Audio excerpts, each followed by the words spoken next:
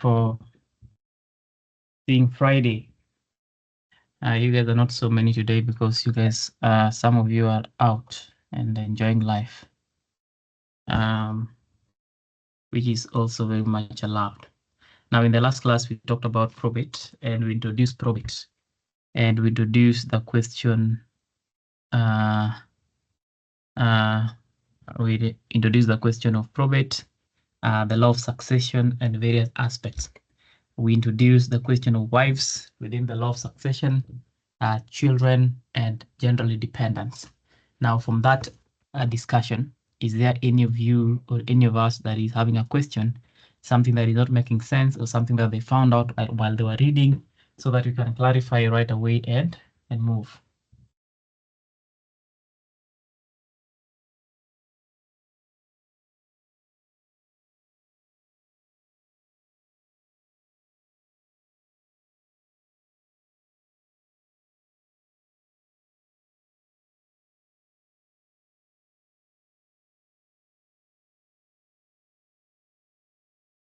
Okay, nobody. Now, today I want us to talk about wills. I want us to start the discussion around tested succession. Now, it is very important, guys. It is very, very important for you guys to understand that probate really is divided into three. There are three divisions of probate. The first one is tested succession. Now, tested simply means there is a will that was left behind. The second one is intestacy. There is no will that was left behind. And then thirdly is just procedural, which is the question of the obtaining of grants of representation. Okay, the 3 grants or the limited grants. Now, our first main discussion is the question to do with tested succession. Now, this will involve everything that surrounds the making and leaving behind of a will. Okay, that is exactly what we are going to discuss. So the making and leaving behind of a will, that is what we are going to be discussing in this class. Now, as we do that, it is important for you to understand, just open your mind to understand a few issues and a few aspects. Okay, tested succession. So what do you need to understand about tested succession? You need to understand the concept of a will. And I will be showing you how a will looks like. And like I've said, sometimes you might have been told in your classes that nobody will set for you the drafting of a will. When I was in the Kenya School of Law, also, we were told that nobody will tell you to draft a will in an exam.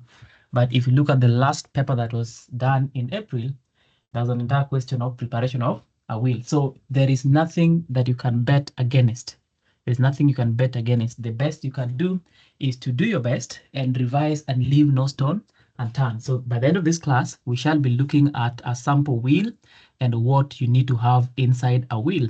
But a will is very simple. A will is very, very simple. We just need to understand the key main, okay? The key main issues around that. Okay, that is what we are saying. That is exactly what we are saying. Now, the first thing is, what are the various categories of wills? Now, in probate or in your studies, you're going to find that there are 2 main categories of wills. We have the written wills, and then we have the oral wills. The written wills and the oral wills. That is the main category of wills that we are going to be dealing with. Written wills and oral wills. Okay, that is the first thing you are going to understand. The next thing that you need to understand is, what are some of the features of making a will? Why must you make a will? And what are the features of a will? For instance, if we are looking at a document and we are saying that this document is called a will, then the question then is, what are some of the features of this document that we are calling a will? What are some of the features of this document that we are calling a will? Are you together? So that is something that also you need to understand. The next thing is, how do we come up with a valid will? Something that is a valid will.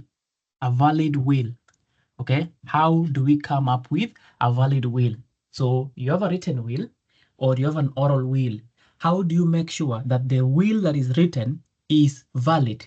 And how do you make sure that the will or that the oral will that you're leaving behind is also valid?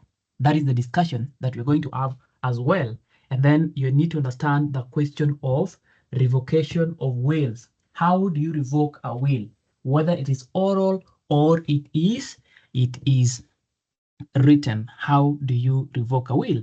The next thing you need to understand also is the question of construction of wills. Now, this construction is not construction in the lines of building.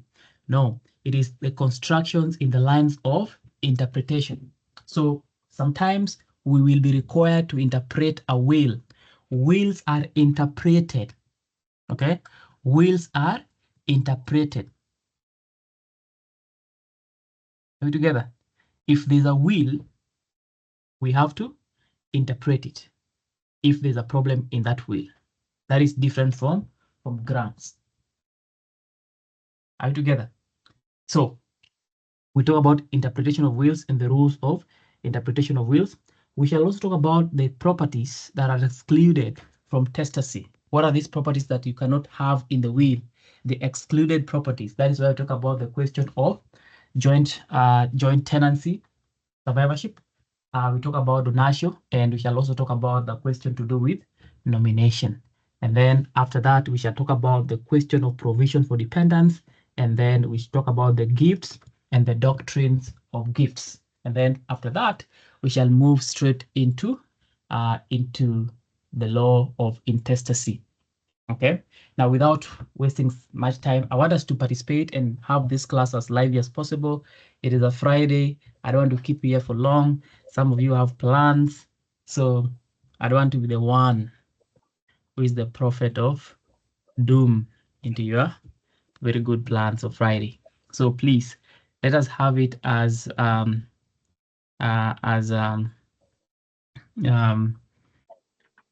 interactive as possible, and then we can conclude as fast as we can. All right, so the first thing is, what is a will? Somebody tell us, what do you think a will is? What is a will? What is this animal that you're calling a will? What is a will? Unajua inakwanga rahisi kujibu, like kwangi eti vitu ngumu anauliza, but akivile anajibu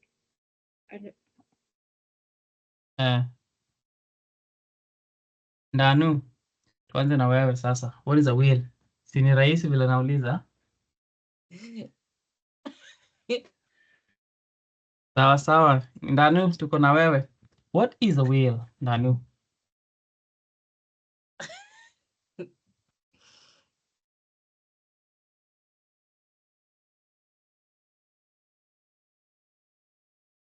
Ndanu, unmute. All right, as Ndanu is thinking, can we have somebody tell me, what is a will? What is this thing called a will? A lingo penina. Mwalimu, I can say a will is a legal declaration of a person's intention on how his property is going to be disposed of after his death. Okay. Declaration. All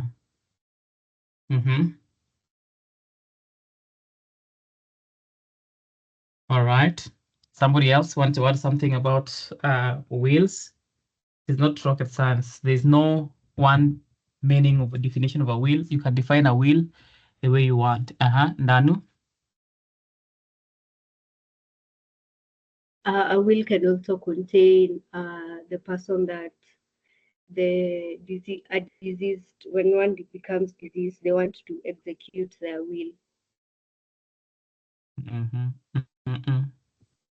Ulisema maswali zangu ni rahisi. Is that what you're saying? That's what you're telling your friend there. Who is that friend of yours? Ndatuma mtu hapo wasalimie hapo nyinyi wawili. But my question is, Ndanu, if somebody asked you today, what is a will? That is the question, Ndanu. So what is a will? What will you, what if you go to the village for Christmas and your grandfather is asking you, Akili, hii will ni nini? Story of will, hii will ni nini? What is a will, Ndanu? Do you want to give it another attempt? Yes. Okay, How one proceed. disposes of their properties and assets that they own to their various dependents.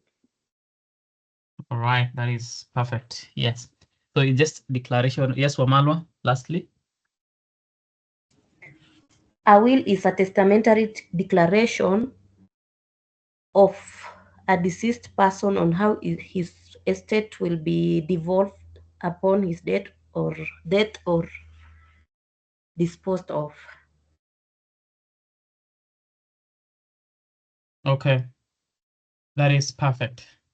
That is perfect. So there's no right and wrong meaning of what a will is. There's no right or wrong meaning of what a will is.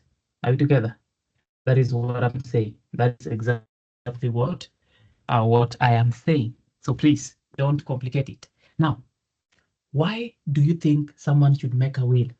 Now, the reason why we are asking this question is because you are going to get a question in an exam telling you that person XYZ was making a will and the friends discouraged him from making a will. Now he has come to your office and is telling you that explain to me why I should have a will. What will your answer be?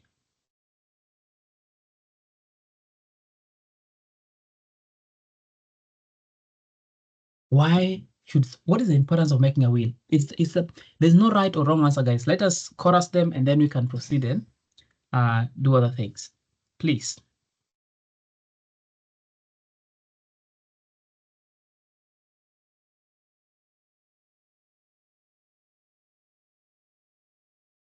Yes, Rafa, Nasor.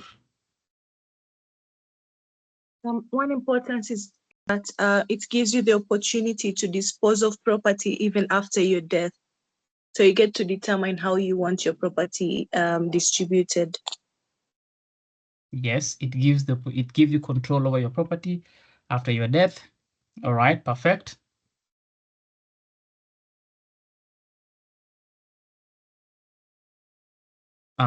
Isaiah. It gives you an opportunity to list the properties that are available for distribution. You know, like identifying which one should not be cannot be distributed to your survivors. Let's say a property you jointly owned. You want to rephrase that? I want you to rephrase it. You have a right point, but I want you to rephrase it so that it can you can. What you're saying is correct, but can you would you like to just give it another go? No, maybe somebody can do it. All right, Wasike Hilda. Well, also a will enables a person to determine, like to choose a personal representative, for instance, like an executor, and in somebody who will be involved in the whole process of administering the property that they have left behind. Yes, it gives the opportunity to pick on whoever is going to execute that and administer that. Yes, thank you very much, Robert Okiaga. I will also eliminate disputes over the property after the death of the testator. Yes, avoiding dispute. So by simply saying, hey, this property shall go to this person and this shall go to this person. And that is making sure that when you pass on, then your properties are there's no dispute in your estate. Yes, Wamalo. A will helps the family of the deceased to know all the properties that the deceased had before his demise. It's a way of making sure that the deceased person discloses the properties before they die, so that it is easy to identify what is owned or what is forming part of the estate. Thank you very much, Penina.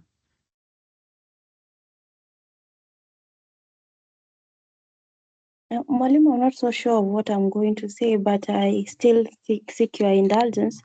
Well, to me, I'd advise the client that the importance of making a will is that person, the maker of the will choose the people, the beneficiaries, allocate properties to which person or who. It depends. It can be someone from his immediate family, a friend, or maybe distribute his properties to organizations. Yes. I don't know if I'm Yes, you're on very the right. track. Okay.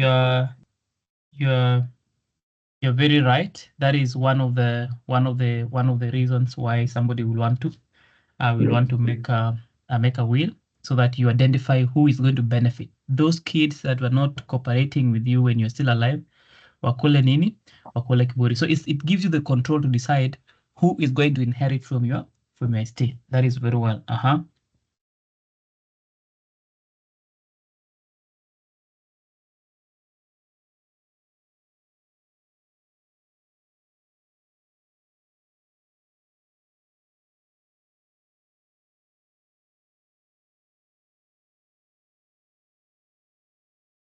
Dorothy?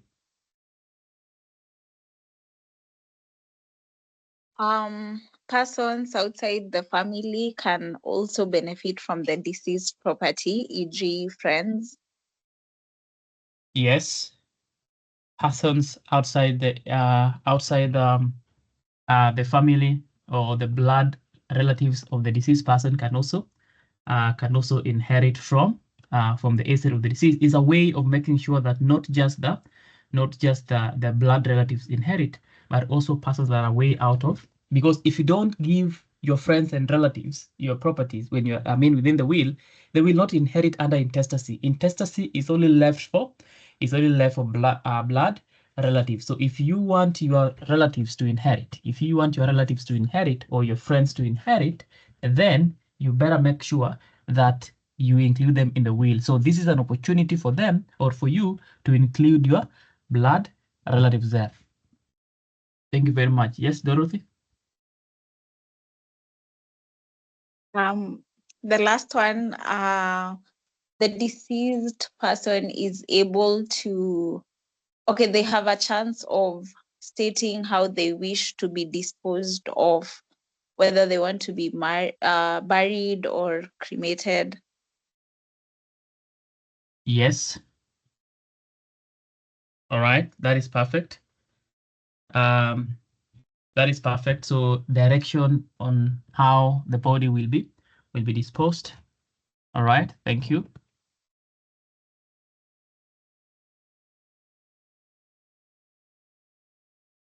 Omwenga, thank you. I'm not sure with this one, but if a testator has a minor, it gives them an opportunity to choose a guardian for the minor. Perfect, yes. It gives the testator the opportunity to pick a guardian for the minor. Yes, so if there's a minor in question and this minor is maybe we need, we'll need someone to take care of them, then this is the perfect chance for the deceased person to pick a guardian who will be taking care of the kid once they're gone. All right, Paul Waititu. Okay, for mine it was just a question, yeah. Okay. So proceed. During intestacy, then it means if you one child, then the property is just distributed to you as the one child, or like when you say blood, is it, if you're one child, is it just distributed to you as the only child? Yeah, we'll discuss the rules of intestacy. But a quick answer to your question is intestacy is only for blood relatives. Okay, it is only for blood relatives, and only those other relatives will only inherit if the blood relatives are not there.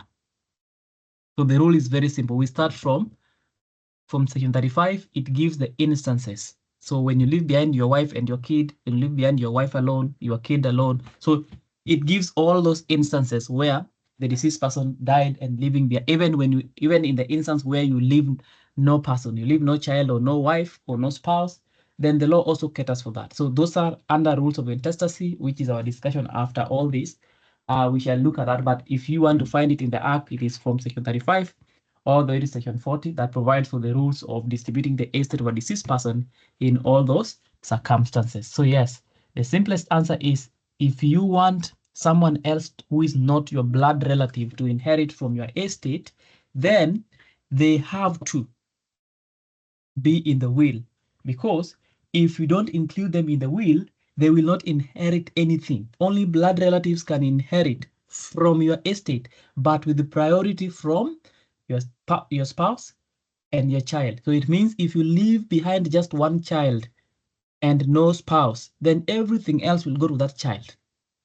If you leave behind two children, everything else will go to those two kids. So that is the law. So if you don't want that to happen, you better make a will and distribute that. If you want to give your grandmother something or your uncle or your auntie something, you can only do it under the will. If you don't do it under the will, you will not do it under intestacy, because under intestacy, the rules are very clear. Tuko sawa? Thank you. Okay. That is proper. That is proper.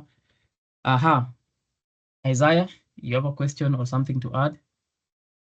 In trying to rephrase that answer, my answer, it gives the testator a chance to know which properties in the estate he can distribute and which he can't distribute. No, it doesn't really. You know your property, so you definitely know the property. So the will does not decide for you. But I might own a property. I might own a property with you jointly, and in the aspect, then maybe I say that if I die, my first son will take over my shares and own. But in the event he doesn't know it's jointly. So the will doesn't decide anything. It is you to decide. When you write a will, you write a will on depending on the properties you have. So it is not, the will not help you know which properties you have. The will help you distribute them.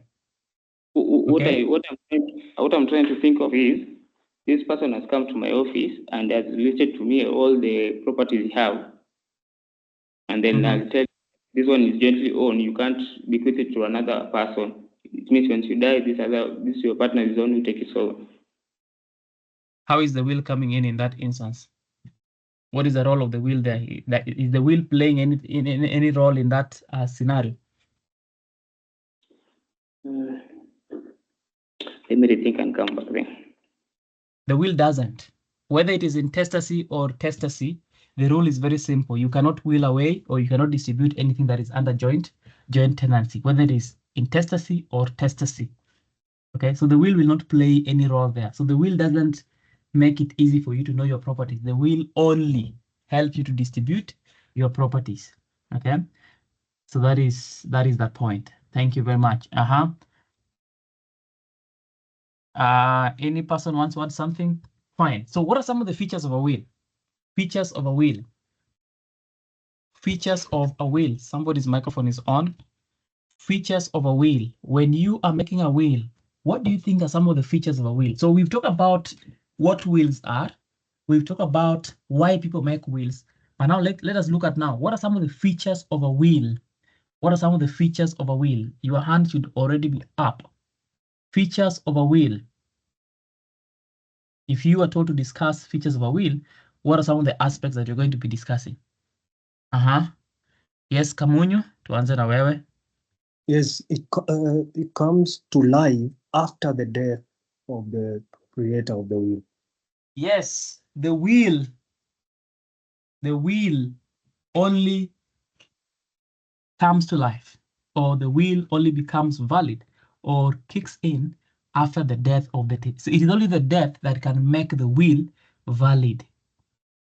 Okay, it is only the death. So anything that is happening before this person dies that thing does not affect the estate of the deceased person, does not affect or change anything within the estate of the deceased person until the person dies. Okay? And that is why somebody can make a will and revoke it and revoke it and revoke it and revoke it and revoke it. So the will only comes into effect after the person has died, upon the death of the deceased person. And we shall discuss that more when we get to the principles of the doctrines of gifts. Omwenga.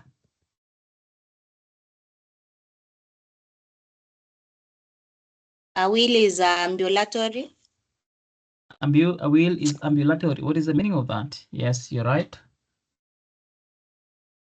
It's one has testamentary freedom. Those are two different things you say. A will is ambulatory. Yes, that is a feature of a will. But what is the meaning of a will being ambulatory? Omwenga.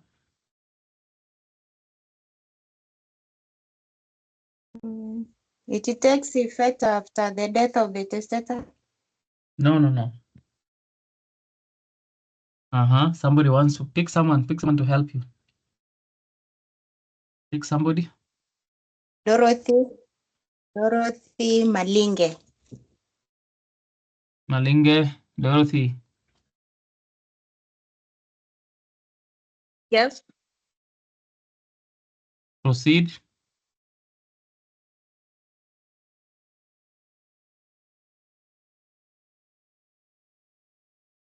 Dorothy.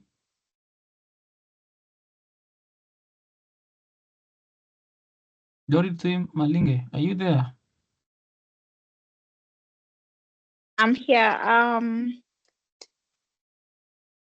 Sorry, what am I supposed to add on kindly? Sit down. Someone else to help. I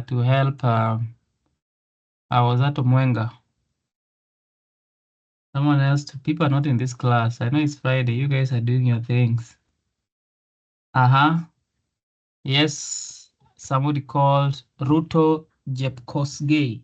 I think Jepkosgei. I think she's trying to say that it is capable of dealing with property acquired after the date of making of the will. Yes, that is what it means. So ambulatory means that the will can deal with properties, or is capable of dealing with properties that are acquired after the will has been made. What is an example of that? If I say all the shots that I die owning shall go to my son, and at the time I'm making the will, I have one shot. And then by the time I'm dying, I have 10 shots. All the 10 shots will go to my son, because the will is ambulatory. It takes care of the future. It can include properties that will be, acquired in the future. All the cars that I die owning, all my cars, okay, all my cars will go to this person, all my pieces of land. So it doesn't matter at the time you're making the will, how many cars did you have? Okay, what matters is how many cars do you have at the time you are dying. So the will is ambulatory. It is ambulatory. It is capable of taking care of properties that are being acquired way after the death of the deceased person, or even way after the making of the will. Okay, thank you. That is what we mean by the will being ambulatory. Dorothy Malinge, that was the question. Let's go to Paul Waititu. Give us another point. What are some of the features of a will? I think it should have a list of the items that the testator is wanting to distribute. No. That is not a feature. That is not a feature. So the first one, you've said it is intended to apply after death, which has been said, ambulatory, it has been said. Jerry, Rachel? A will can always be revoked. A will can always be revoked. So you can make it and revoke it the same way you made it. So a will can always be revoked. That is also another important point that you need to take note of. A will can always be revoked. Yes, Ruto. A will only operates as an expression of intentions, so it's not usually guaranteed that whatever is in the will is going to be expressed or it's going to happen. Yes, so a will is just an expression of intention. What is the meaning of that? That a will simply expresses the intention of the deceased person. It is not cast on stone that you'll have to get the property. No, it is just an expression of intention. Okay, an expression of intention. That is what we are saying. So the deceased person is expressing the intention that they want they want the properties to go to this person or the other person. So that is just an expression of intention. Are you together? YT to Paul.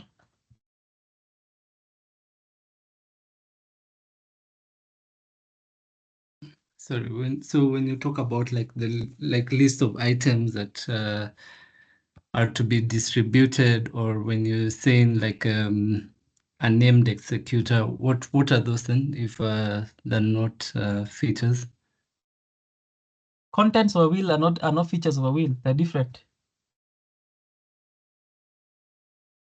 What is it that makes a will?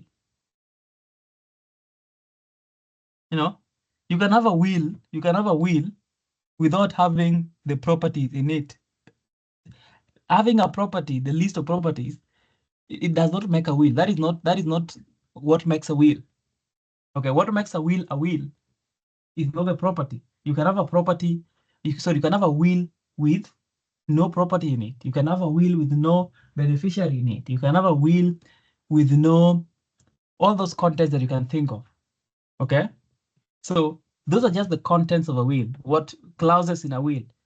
But when it comes to features of a will, these are the general features that makes the will. If you look at a will, they are constant in all wills. The first one is that a will is always taking effect after death. Number two, a will is always intended. There is the actual part of it and the intention part of it. So a will takes effect after death. Number two, a will is intended to take effect after death. Those are two different points. And then a will is ambulatory, which means that a will can take care of properties that are supposed to be acquired or are acquired after the making of the will. And also, we have said a will is just a declaration of intention. You know, so those are some of the features. Those are features of a will. Okay, a will can always be revoked. Those are features of a will. So they're constant in all wills. But if you say that a will should have this, no, that is not a feature of a will. Okay, that is what you're saying. So, for instance, what you're saying that a will should have a will have the list of properties to be distributed. You can have a list of properties to be distributed without it being a will. You can just write, these are my properties to be distributed in case I die. That is not a will, but it has. So I hope you get what I'm saying, Paul. Tuko sawa? Yeah, tuko sawa. I get you. Yes. Thank you. Perfect. So those are the features of features of a will. Now you'll get a random question telling you that this and this happened at this stage. This person was making a will. He went to the bar to drink with friends. The friends told him, "Oh, don't make a will. You are inviting your own death." And then this person comes to your office the following morning and is asking you, number one, what is a will? Number two, why should he make a will? Number three, what are some of the features of a will? So you need to understand those things clearly. They are not complicated. They're very simple. They're very direct. So please make them as direct as possible. Tuko sawa?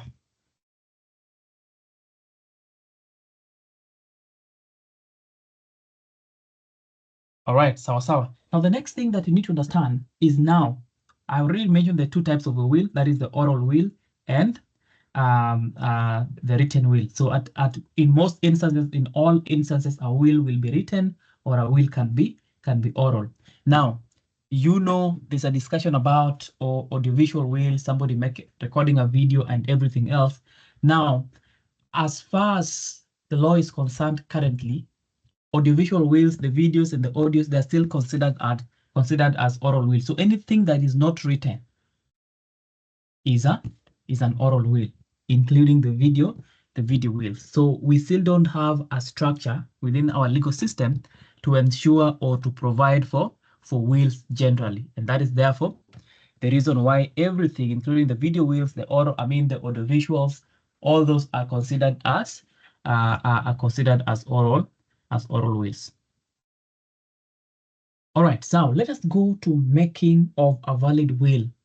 Making of a valid will. So what do you think should be there for there to be a valid will? What do you think should be there for there to be a valid will? Or what is that makes a will valid? What do you need to do to have a valid will? Now, there are various things that you need to understand. The first thing is the question of testamentary freedom. Testamentary freedom. Testamentary freedom. You need to understand the question to do with testamentary freedom. Okay, that is the first one. Okay, testamentary freedom. So what is Paul, you have a question? Sorry, I see your hand is up. No, sorry. I've tried putting it down, but nikaa imekataa. Okay, let me help you. All right, so what is testamentary freedom? Testamentary freedom simply means that everyone can make a will. Testamentary freedom is the freedom that every person that owns a property have to dispose that property the way they want. That is testamentary freedom. Are you together? That is testamentary freedom. So make sure you understand that.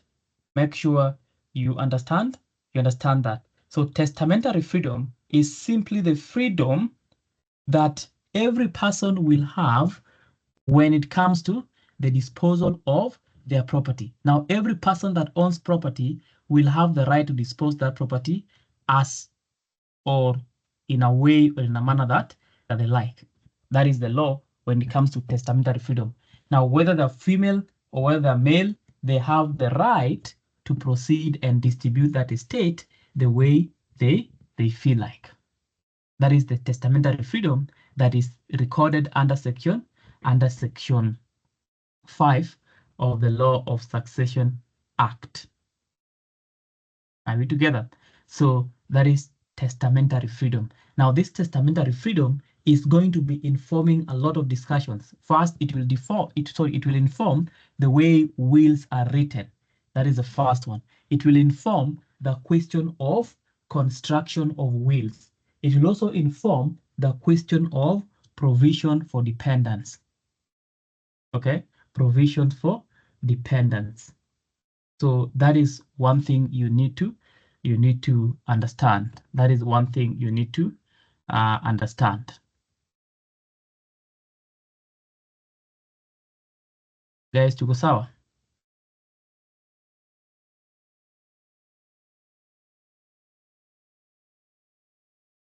Tuko sawa? Yes. All right.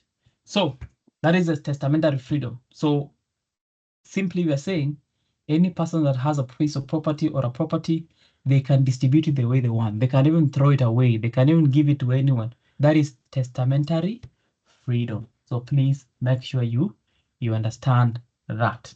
Thank you. Now, let us go into the question of making a valid will. Okay, making a valid will. And of course, I've already mentioned that female or male, man or woman can make a will. No person is exempted from the making of a will. Any person can make a will, so long as they have a property and so long as they are living and breathing. Okay, even children can make a will, but of course, when they get to the age of 18, they have to re-execute the will. Are we together? So that is just the rule that you need to understand. All right, now let's go deep into now what are some of the things that you need to have for there to be a valid will. When you are investigating the validity of a will, what is the first thing you look at? The first one is called capacity. Now, capacity is divided into two. There are two things that will go into capacity. The first thing that goes into capacity is age.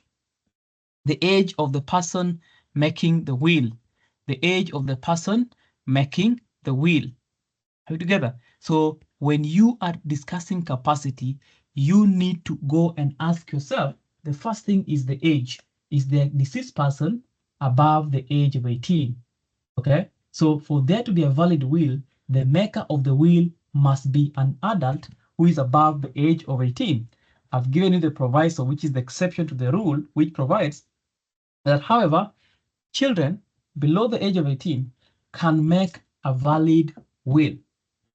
Okay, they can make a will, but provided that they will, re-execute that will after they attain the age of 18. So when you get to the age of 18, you have to re-execute the will. You have to sign it again so that it becomes valid. So that is the first one, the question of age above 18, but people that are below the age of 18 can sign the will, but that will only be valid once it is re-executed upon attaining the age of 18. Are we together? That is the first limb of capacity. The second limb of capacity is mental capacity. Now, for you to make a valid will, you must be, okay? You must be having a stable mental health. Let me call it that. So you must be having a stable mental health. So you must be of sound mind. So a person of unsound mind cannot make a will. Okay, a person of unsound mind cannot make a will. What are the exceptions of that rule? So the rule is very simple. For you to make a will, you need to be a person of sound mind. But if you are a person of unsound mind, then you will not make the will. However, you can make the will only during your lucid moments. Now, how do you determine whether somebody is of sound mind? The case of Banks versus Goodfellow. That is the case that defines the question of mental capacity. Banks versus Goodfellow. So there are different principles that were set under Banks versus Goodfellow in a bid to explain what a person of sound mind looks like. So what do you think you should look at for you, or before you can conclude that a person is of sound mind? Weka mikono juu kila mtu.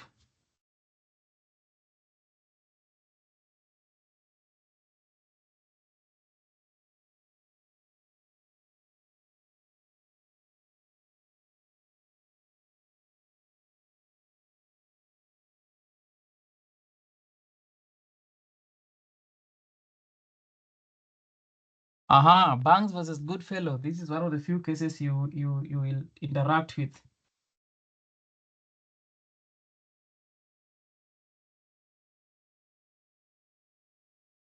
Let's start with, yes, I want somebody that has not spoken today. Evelyn James, we start with you.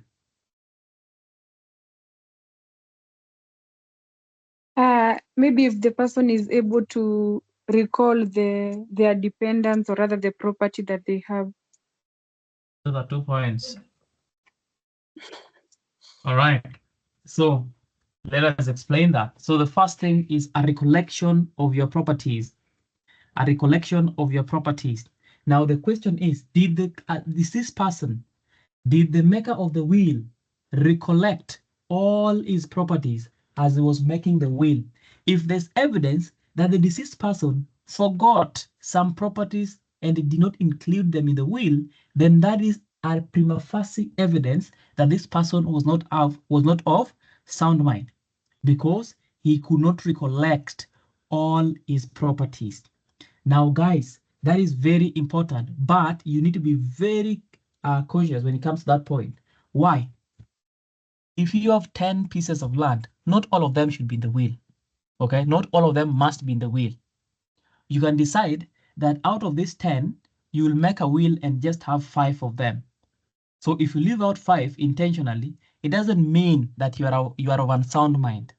Okay, now leaving out some properties is a red flag towards being of unsound mind. But that does not mean conclusively that the person was of sound mind. What matters is, why did you leave them out? Did you leave them out because you forgot that you had them, or you left them intentionally? So if the person left the properties out of the will because he forgot that those properties belong to him, then that will is invalid because the person is of unsound mind. So if you can't recall all your properties, you forgot some of them, then that is a red flag, and therefore we shall say you don't have the mental capacity. However, if you left the properties just because you wanted to leave them, then that is not an issue. Okay? That is not an issue, and therefore you are still of sound mind. That is the first point. Number 2 is a recollection of your beneficiaries. You need to know who is your beneficiary. So if the deceased person in the will cannot recall all his beneficiaries, the deceased person is unable to recollect all his children, wife or wives, then that is a clear evidence that the deceased person is of unsound mind. Okay? Now remember again, the fact that your child is not in the will doesn't mean you forgot about him. It only means you left him out because you didn't want him to inherit. Okay? So somebody being left out of the will doesn't mean that the deceased person failed to recall. No. It only means that maybe he failed or he was doing it intentionally. Now, if he's doing it intentionally, then that will is not invalid. But if evidence is provided that this person left behind the wife or the daughter from the will because he forgot whether they were children, whether they were his children or his spouses, then that becomes a problem. And you've seen such cases where somebody bequeathed something to someone because they thought that person was their wife or was their kid. So in that's a different case. So a property being left out of the will doesn't mean the deceased person forgot. You have to look more and find out whether he forgot or he left it intentionally. If he forgot, that is unsound mind. The next one is also, a beneficiary. A beneficiary being left out of the will doesn't mean the deceased person forgot or failed to recall. To recall. Are you together? So that is what you're saying. So please, please, please make sure that that is clear. What else do we have under Banks versus Goodfellow? Yes, we know Eric. Well, he must also understand the gravity of what is making a will and what comes with making a will. That understanding must be very clear. Come again. He must also understand the gravity of him making the will, the importance of what is doing in the will as he makes the will. All right. So the question of understanding the seriousness of making a will. By the time this person was making a will, did he understand that he was making a will? Was he able to understand that whatever he was making was a will? Okay. Did he understand the seriousness of the business of making that will? If evidence is provided that this person could not understand that he was making a will, maybe thought he was just joking, then that becomes a problem. And therefore, we need to nullify that will because the deceased person was not in his right mental status. So understanding the seriousness of the business. Somebody else, what again was in Banks versus Goodfellow?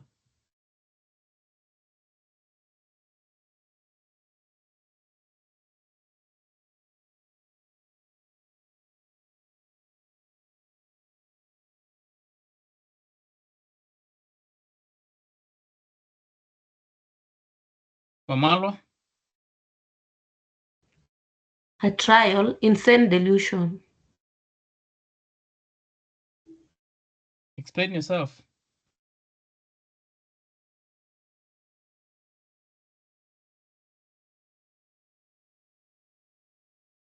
If the person making the will was believing in something that no normal human being could believe in. Keep explaining yourself.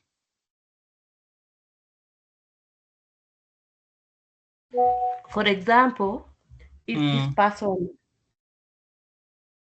if this person thinks that maybe the son wants to kill him. That is, I mean, I'm getting what you're saying. I'm getting exactly what you're saying. What I'm just asking is, what is make it put it in a sentence form. If you just say insane delusions, I'll be wondering whether what you mean by that. Insane delusion. If a person believes in something that a normal human being cannot believe in, and I'm going to use an example. For example, if you are assisting the person to take medication and the person believes that you want to kill him. That is, I get all that, but the question is, now use that to answer the question.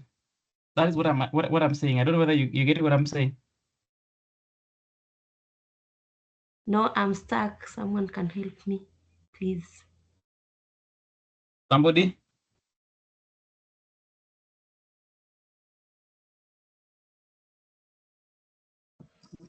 Hello, if I may, maybe that speaks to freedom from disorder of the mind.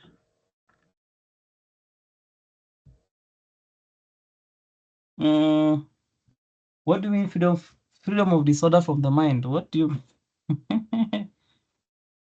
huh?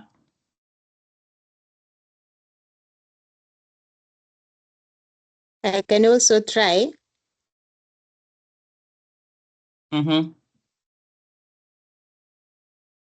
From the example that we were given by Florence, and then I'll conclude that that person is not sane, is not of sane mind.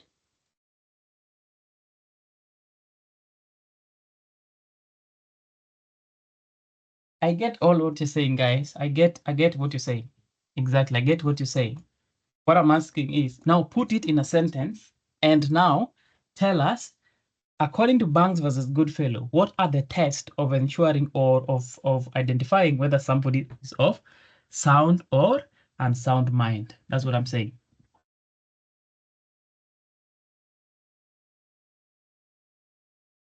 Guys, come on. Can I answer? Yes, please. From what they have been trying to say, I think they're trying to say the person should be free from any delusion of their mind that will affect that the disposition to the beneficiaries. Yes, free from insane delusions. Insane delusions is when you believe in something that somebody cannot believe in. All right, that is insane delusion. Anything else that so somebody explain to us now how insane delusions works, or can give us an example so that everybody can understand. Put up your hand.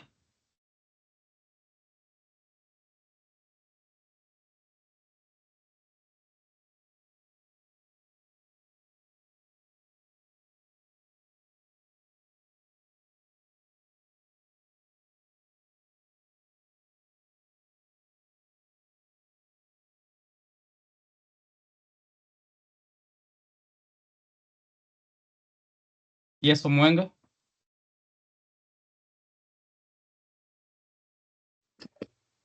A person failing to bequeath someone because they believe that that someone is trying to harm them. And now, for instance, they see the person chasing them in their dreams, wanting to kill them. So they believe that the person is out there to harm them.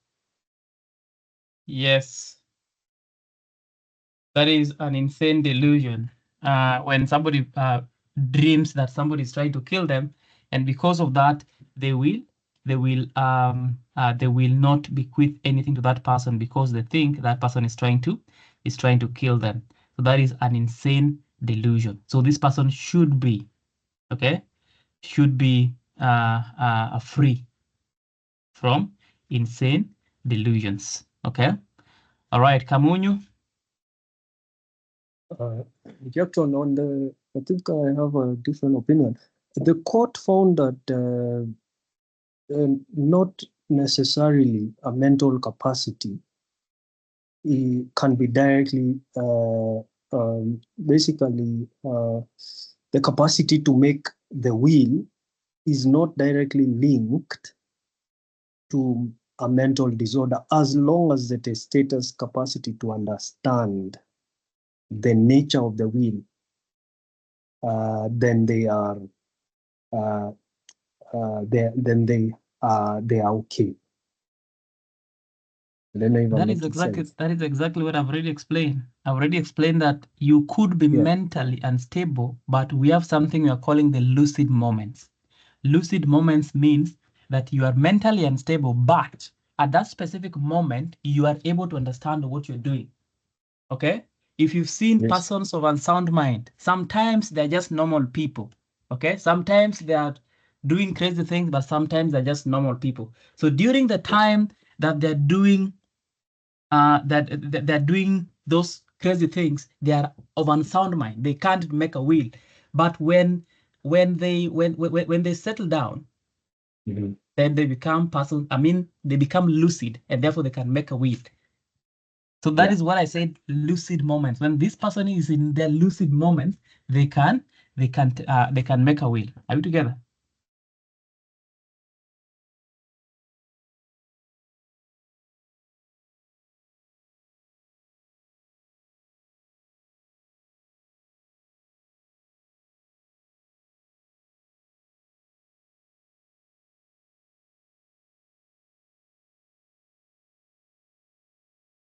Okay.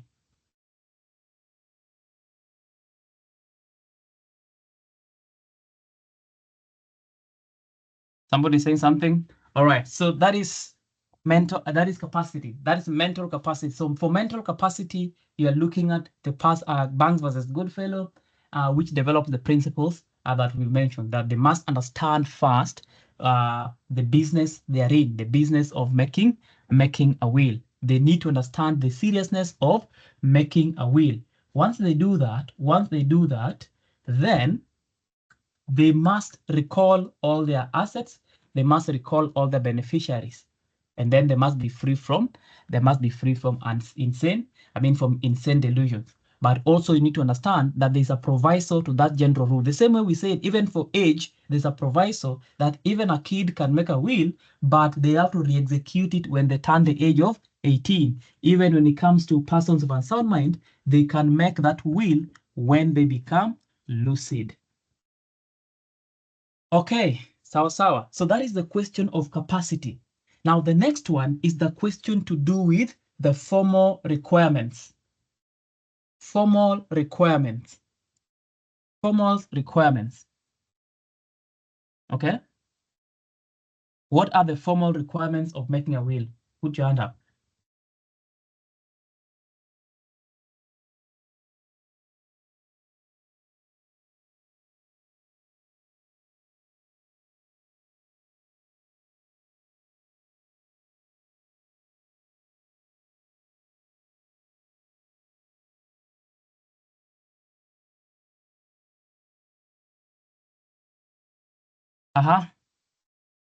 Formal requirements, someone? Let's start with Eric Owino. So in both written and oral will, there must be two competent witnesses to witness. We are losing you. We are losing you, Council. We are losing you. Your network, I Hello, think. Can you hear me? I can hear you now. Yes, in both oral and written wills, there must be two competent witnesses to the wills.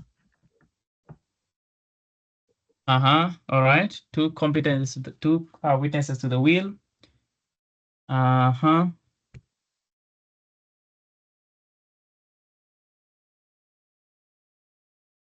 Before you get there, before you get to the question of witnesses.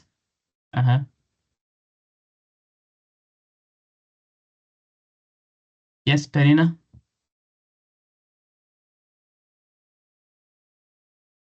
Yes, Mwalimu. I believe one of the formal requirements is that of a will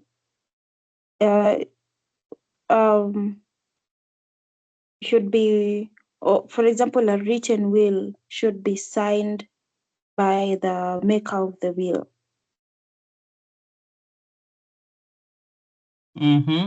So the will must be executed by the maker. That is the first one. Execution by the maker. Omwenga.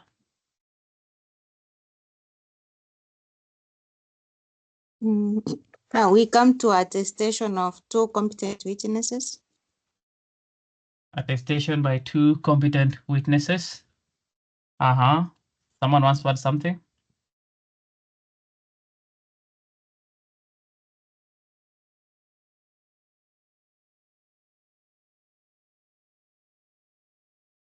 Omalwa?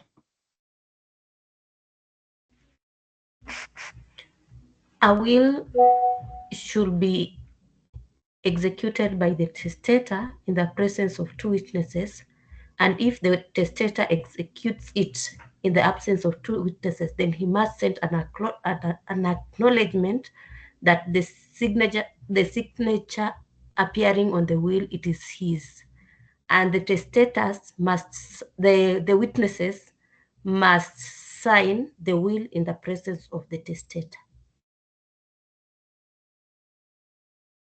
All right.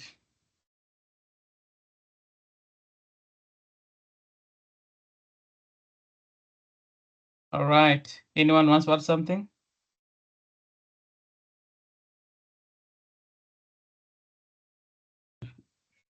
If I may.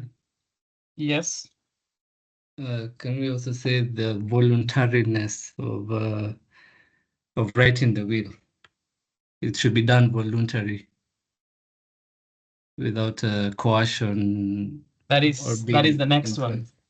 Yeah. That is the next point. So let us go to section 11, guys. Section 11 of the the Law of Succession Act. That is where we are.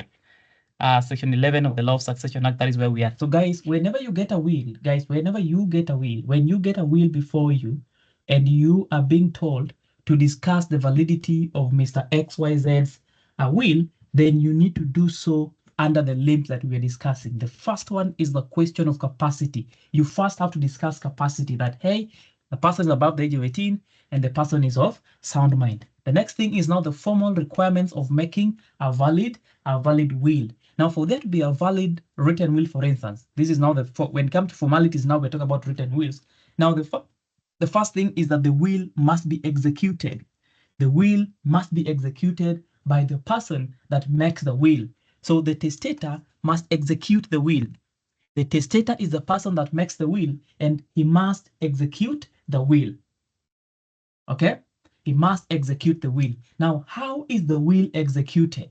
The will is executed by either inserting your mark, okay, your signature, or your thumbprint. Okay? Your mark, your signature, or your thumbprint on the document.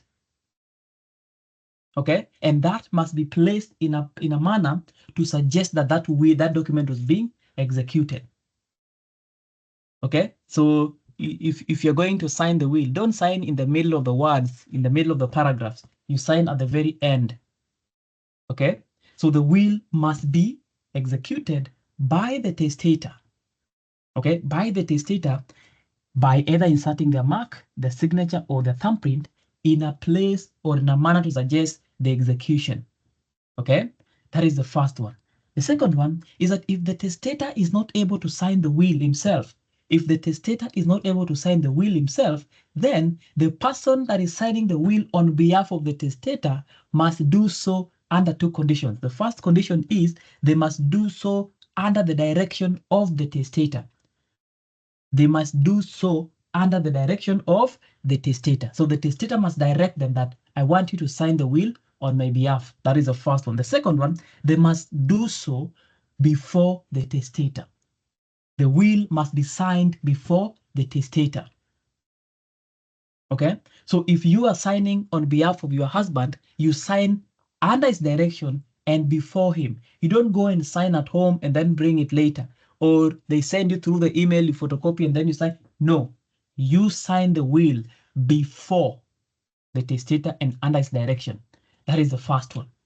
The second one is the question of attestation. The question of attestation. Are you together? The question of attestation.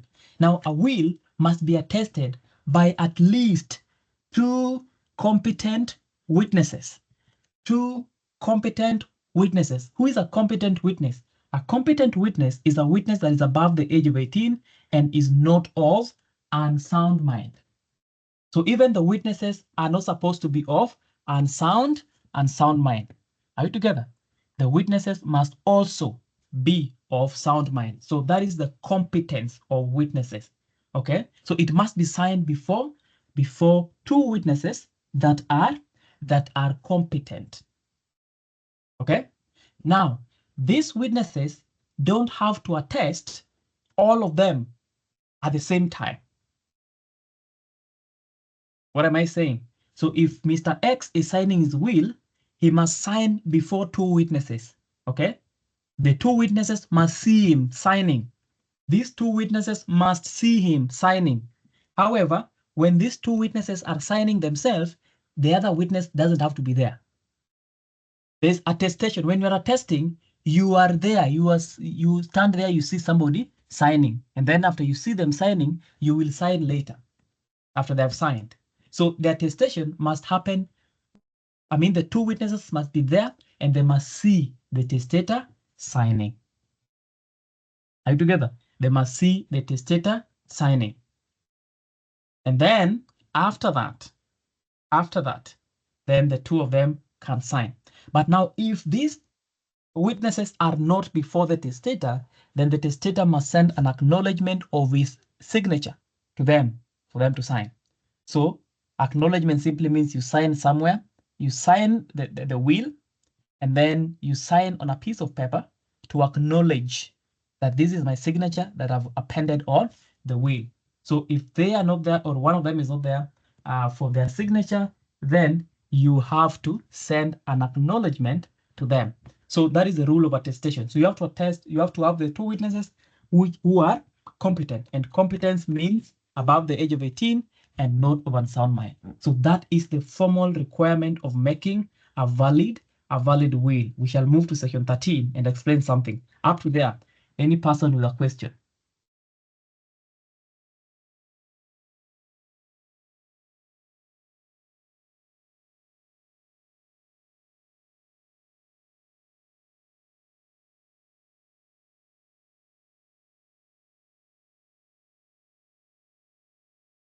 Any person with a question?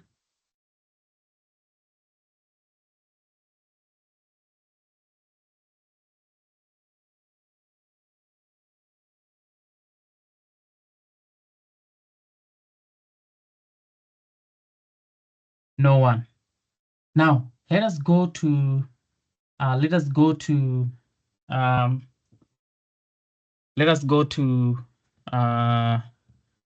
what you're calling section 13.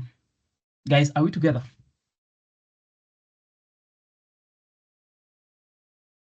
Yes, we are, Molly. Yeah.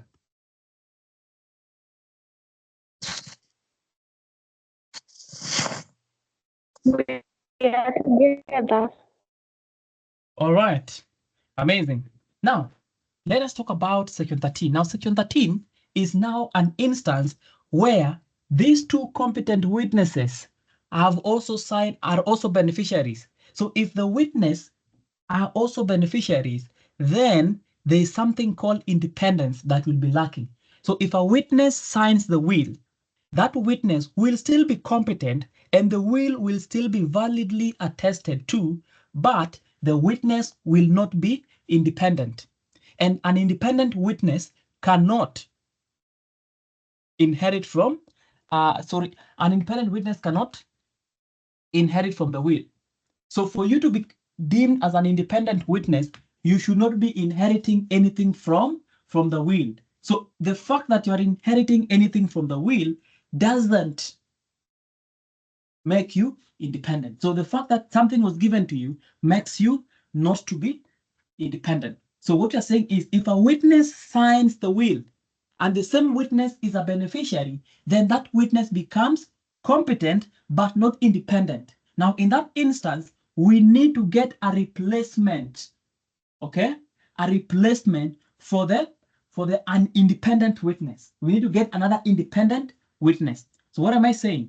If you have Penina and Alan sign the will as witnesses, so long as they're above the age of 18 and they are of sound mind, I mean, they're of sound mind, then that will is perfectly attested to. The will is perfectly attested to. Are we together? The will is perfectly attested to. However, if Alan is a beneficiary as well, then the gift that is given to Alan in that will shall fail unless we get a replacement for Alan. It means we need to get another witness who is competent and independent. So that will have 3 witnesses. 2 are competent and independent, and 1 is competent but not independent. So if 2 of them are beneficiaries, then we need 2 more independent. So the number of additional witnesses you're going to get depends on how many witnesses have signed the will as beneficiaries. Guys, is that making sense?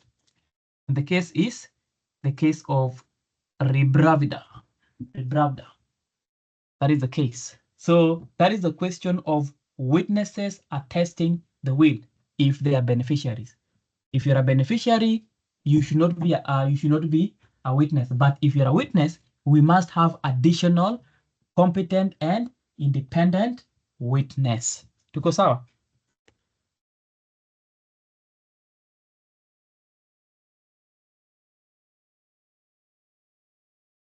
Swali? Yes. Rachel? What is the consequence of having a witness who is not independent without the third witness to attest to? There are only 2 attesting witnesses and they are also beneficiary. That is exactly what I've just said. I've said the gift given to them will fail. The gift shall fail. So whatever was given to Alan will not go to Alan. The will still be valid, but Alan will not get what is given to him in the will unless we can find an additional witness. So if you don't find an additional witness, whatever was given to Alan will fail and will go to intestacy. So,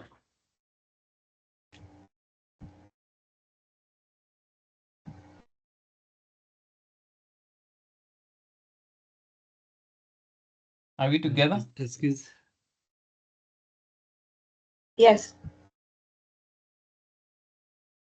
Yes, Banafa?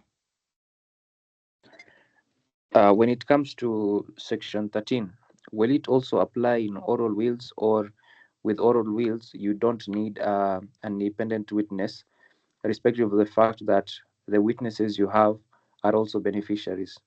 Is that an exception to section 13? We don't have attestation in oral wills. Oral wills, we just have witnesses that are just listening because there's nothing to be signed in section 13. So there's no actual attestation. So that rule does not apply to when it comes to section 13. I mean the oral will. So oral wills, so long as there are 2 witnesses, doesn't mean the aspect of independence is only required when it comes to written wills. Tuko sawa? Yes. All right.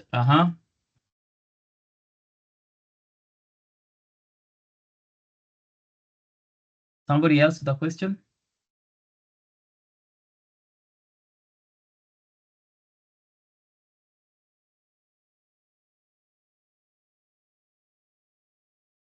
Sorry, can you please repeat the case that you had mentioned?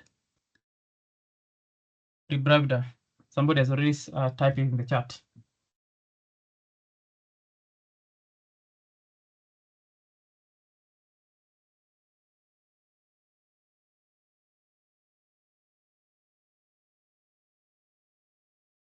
All right, are we together up to that point?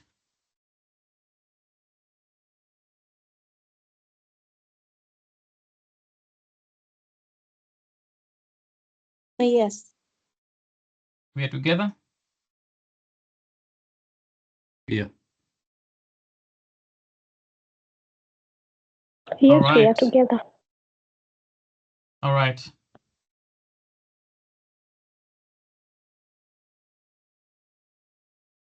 All right, so I want us to go now to what we call the vitiating factors. Vitiating factors.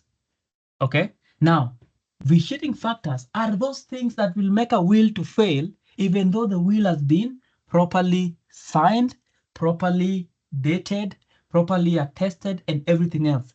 They vitiate the validity of the will. Vitiating factors. Now, somebody to list for us.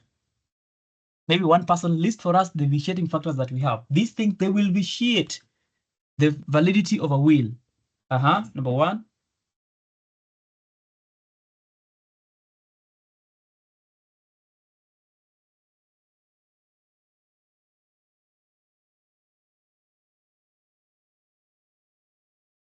Yes, Muigai Paris. Fraud. Fraud, yes.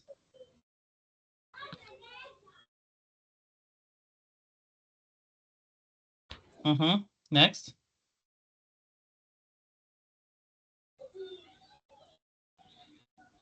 Yes, Omondi Rachel. Coercion. Coercion, Undue influence. Yes, Omwenga. Mistake. Mistake.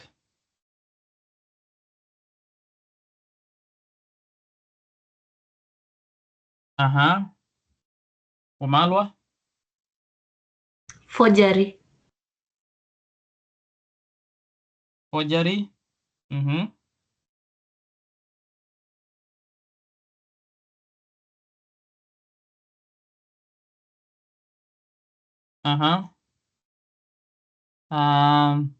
Gloria. Misrepresentation. Miss what? Misrepresentation. Oh my God, I'm chewing my tongue. So please help me. I wanted to say that thing very well. Miss Angoa.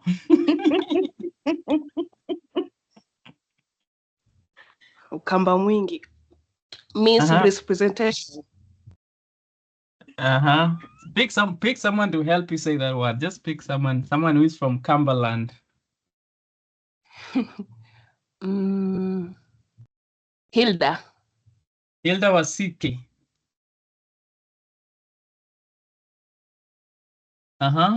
Miss? Misrepresentation. Misrepresentation. Thank you. All right, now let's discuss them independently. So the first one is the question of certainty. Certainty. Now, what are vitiating factors, guys? The will can meet all the tests. Okay? The will can meet all the tests. I want to understand that. The will can meet all the formal requirements and even the what you're calling the capacity requirement. But certain factors will make that will to fail. The first one is certainty. Okay? Now, if the will or the gift is not certain, okay? If the gift is not certain, that gift or the will fail. What do I mean? So if the gift in a will is saying that my car will go to my son, and the deceased person had 2 sons and had 3 cars, that gift is uncertain. It is uncertain because we cannot tell which car and which son. So if the gift is not certain, and certain we simply means for us to know whether it is certain, we should be able to pinpoint a specific gift to a specific person. Okay? A specific gift to a specific person. So if we are not able to tell who gets what, then that is uncertain gift or uncertain will. So it can be just one line of the will, or it can be the entire will being uncertain.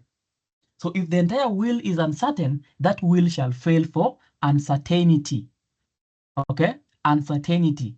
And then if just one line or one gift is uncertain, then that gift shall fail and the rest of the gifts will pass. That is the question of uncertainty. The next one is what you're calling undue influence. Undue influence, or what you're calling coercion. Okay, undue influence or coercion. Now, if there's evidence that this person made the will or made a gift because there was undue influence, Wingrove versus Wingrove, okay? If there's evidence that this person, this gift or this will was made as a result of undue influence, then that will shall fail, okay? What is undue influence? Undue influence is a circumstance where you are taking out the freedom or the discretion of the testator. If you force the testator to give you whatever they gave you, if you force the testator to make a will in your favor, then that in itself becomes a victim of undue influence and coercion, and that shall be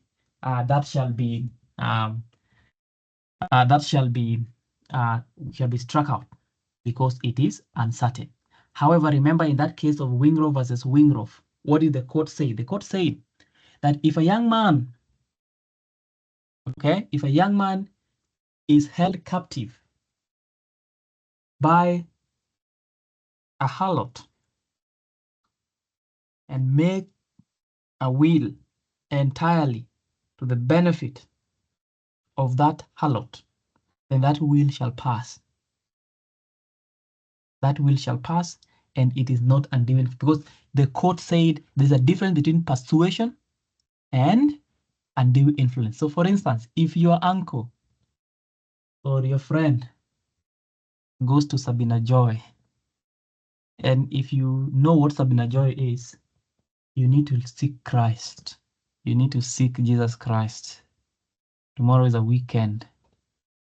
And for those who are going to church, go to church and repent for all your sins. So if you know what Sabina Joy is or where it is, the kingdom of heaven, utaionea tu kwa view sasa. So if your friend goes to Sabina Joy and then comes out of there and makes a will in favor of a person that they met at Sabina Joy, then that will shall pass. Even if they have bequeathed everything to this person, the will shall pass. This person had 2 wives and 10 children, and he has left nothing to the kids. That will shall still pass. Okay? That will shall pass. Why? Because you have been persuaded.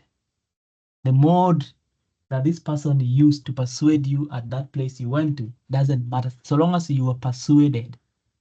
So persuasion, okay? Persuasion is not illegal. Persuasion is not illegal, okay? What is illegal is undue influence, okay? Undue influence is pressure and forcing the deceased person to write a will in your favor. That also includes brainwashing, okay? Brainwashing. Now, this is where I also need to tread very carefully. Now, this is a very sensitive thing. A very, very sensitive thing, because you've seen this even with religious leaders in church. Somebody just brainwashes everyone. Okay? Some things don't work, guys. Christians, those theatrics are just with Christians. Don't buy those funny things. Okay? Your church pastor is selling water, selling handkerchief, and you're buying. Don't be brainwashed. So you find questions in an exam where you're being told that this person made a will bequeathing everything to his pastor. Why? Because the pastor told him that when he goes to heaven, he will find what in heaven, and he will be given how many virgins and a house there, or he will sit in the right hand side of Jesus Christ. And then he bequeathed everything to this person. That is brainwashing. Okay? That is brainwashing. Now, don't be brainwashed. The Bible says, and now I'm preaching because I'm also a pastor. I'm also a pastor in my other life. You know, worship the Lord in spirit and in truth. There's no miracle that is being done in those things you're saying. Okay? Don't fall victim. And most of them are just, again, our female colleagues. Majority of them. In fact, it is an established principle right now. It is a law that if you want to eat a woman's money, fungua kanisa. Kama unataka kukula pesa ya mwanamke, fungua kanisa. That is the easiest way. So our female colleagues, please don't get cheated. People don't buy the kingdom of heaven. I don't know whether that is the same for our female colleagues, Muslims and the Hindus. I don't know. And that church from Mount Kenya, Akorino, I don't know whether they have the same. But don't be brainwashed. If you're a Christian, read the Bible. If you are Muslim, the Quran. If you are Hindu, whatever they read. If you're a Corino, I don't know what do we have a Corinos here? What do you guys read? Is it the Bible? The same Bible? A Corinos. We don't have a Corinos represented here. All right. So read the Bible and don't be cheated. So guys, religion, cultural beliefs, politics. Those are the key avenues of brainwashing. And those are the key examples you'll find most so in your exams, where the examiner is trying to give you some kind of brainwashing. You'll be told this person was promised something politically. Okay, they are told that if you do this, if you sell all your properties and you give this to this person, you know, they will do something for you. That is undue influence. Okay, you will be told that this sickness that you have, if you write your will and you give everything to this witch doctor, this sickness will not go to your whatever. And then that is brainwashing at the same time. 3 years ago, actually, so there's a case in court where the family of a young lady had gone to court to challenge everything that was given to the preacher. Again, that is brainwashing. So don't get brainwashed. So when you see such instances, you have to confirm. By the time this person was bequeathing the pastor everything, was he having an option? If there was no option given to him, then that is brainwashing and that is undue influence. If this person had a gun to their head, that is undue influence. If this person was pressurized, was forced into making the will, that is undue influence, and that will shall not fail, regardless of the fact that it is signed, it is executed, attested properly. Guys, tuko sawa?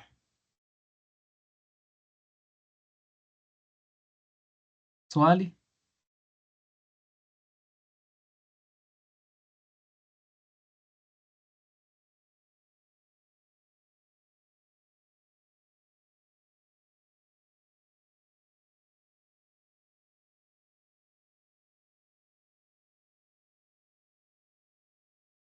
Yes, Mutinda Redemptor.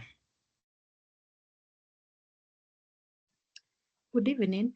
My question is, where is the line between coercion and persuasion? Because the option. the person that say that you are persuaded, not coerced. You know what happens, Sabina Joy? Do you have an idea what happens there? No. Okay.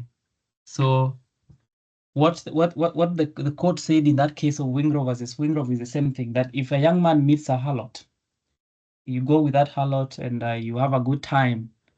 And based on that good time that you had, you are now persuaded to make a will in the benefit of that harlot. Those are the words of the court. Those are not my words. Those are the words, Wingrove versus Wingrove. You can read it. It's a verbatim quotation. Then that will be valid. Okay. Now the question is, was there an option given to this person by the time they're making this will? If the option was not there, then you will conclude that is undue influence. But if there was an option, if you keep reminding him, please make a will in my favor, please, I beg you, please, that is persuasion. Okay. But if you tell them, if you don't make a will in my favor, you're going to die, or when you go to heaven, you're going to hell. That is pressure. Okay, that is pressure, and due to that, you take out the freedom, you take out the discretion. This person is placed in a position where he's looking at his life of going to hell, and is earthly belonging and saying, "Fine, take everything. I don't want to go to hell." So if you don't leave this person with a choice, then that is undue influence. But if you leave them with a choice, they can either make in your favor or not make in your favor.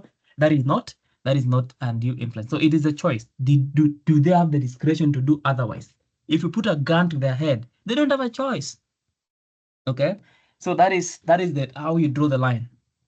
So read Wingrove versus Wingrove is a very interesting discussion. And also remember that, like I've said, if you make a will, let's say, and give everything to a dog, that will still be valid, regardless of the fact that you've not given your family anything. Okay? Why? Because of Section 5. You have the testamentary freedom to give your things the way you want. Okay? So if your families just sit back and relax, they will not get anything. Mutinda, Redemptor? Thank you. I understand that. My other question is, let's say you don't give your property to maybe a son or a daughter, or like your child or your wife. Do you need to give a reason why you have not done? You don't. You don't need to give a reason. You don't need to give a reason for not providing for your wife. You don't need to give a reason for that. But you can give a reason if you want. If they go to court after you are dead, yeah? If they go to court, can they object and say, I wasn't given anything and I didn't do anything? I don't know. Yes. What are their, what can they do something that will make the construction of the will be altered or something like that? Now, this is what happens. Okay? If I make my will and give everything to let's say to charity, and I leave my 2 wives and many children languishing in poverty, it is upon them to go to court. So if they go to court, then the court will look at what is provided for under section. Remember, we have 26. 26 is what talks about provision for dependents that are left with nothing. So if you're left with nothing and you're a dependent, you are allowed to go to court under section 26. You make an application and under section 26 and say, hey, I am a dependent. This person left me with nothing, or he left us with nothing. When the court receives that application, the court will look at the factors listed under section 28, which are, number 1, why did the deceased person leave you behind? Because the court must be very curious. This person was a rich man and he has left his family with nothing. Why? And that is where they will come and look at your relationship with the testator. And you'll find that if you are the wife of the testator, then maybe evidence is there that you used to beat your husband. You know, every time your husband comes from work, kichapo. Okay? You used to deny your husband food. Okay? So the court is allowed to review your relationship with the testator. How did you relate with the testator when you are alive? If you are the child of the testator, maybe you're the son of the testator, you are an errant child. You are not doing as the testator was requiring you to do. You are sent to school. You squandered the school fees. You started doing drugs. You started insulting the testator. So the court will look at the reasons why the testator left you behind. Number two, the court will look at, do you have any means of survival? If you don't have any means of survival, then of course, so it is a case-to-case basis. It is a case-to-case basis. Okay? And then of course, the court will also look at, did the testator have anything? Maybe the testator didn't have anything. So the court looks at whether the testator had something. And that is when the court will make an order under 27. If the court agrees with you, because you're a dependent, the court will say, fine, let us give you something, a lump sum. Let us give you something. So the court will make an order that to be given something. But you have to convince the court based on the factors that are listed under section 28. That is what the law considers. That is what the court considers. Tuko sawa? Yes, thank you. All right, so the next one is mistake. If a will is made out of mistake, if there's evidence that there's mistake on the will, that a will is made as a result of a mistake, then that will shall be struck out because it is an invalid will. So mistake nullifies the will. That is clear. We have forgery. If this will was forged, then that will be nullified. Okay, we have fraud. If this will was made out of a fraudulent action, then that will shall be nullified. And then we have what we're calling suspicious circumstances. A suspicious circumstance is an instance where the maker of the will has given himself a substantial portion of the estate. So if the advocate was the one drafting this will, the advocate has given himself maybe 50% of the entire estate. That is suspicious. Okay, it is a suspicious circumstance, and the will shall fail based on that alone, based on the fact that the person who drafted the will gave himself the majority of the estate. That in itself is a red flag, and the court shall nullify the will. Suspicious circumstance. That relates only to the person that made the will, the person that was writing the will. So when there's a suspicious circumstance, there is no saving the will. The will cannot be saved. The fact that you are the person who made the will and you have, 30% of the entire estate, that is suspicious. It means you did not do something right. Something is missing. Okay, that is what we're calling suspicious circumstance. And then lastly, we have knowledge and approval. Knowledge and approval relates to the testator. When the testator signed this will, did he know the contents of the will? If there's evidence that this person didn't know what was written in the will, and most so when an advocate drafts a will, it is required that this advocate must go. You as an advocate, you must go. Okay? Where must you go to? You must go to the testator and read the will to the testator. And then the testator will confirm. Okay? The testator will confirm. So if you don't read the will back to the testator, then whatever you've written there is just your own things. And therefore, the court will strike it out. The court will strike it out and the court will say, no, no, no. There is no knowledge and approval from the testator. Are we together? That is what we are talking about. So those are vitiating factors, guys. So we talk about certainty, mistake, undue influence, fraud, forgery, misrepresentation, and then suspicious circumstance, and then knowledge and approval. So guys, you have to look for those things. The first thing you look for is capacity, age and mental capacity, tick. The next thing you're going to look for, formal requirements of writing that will.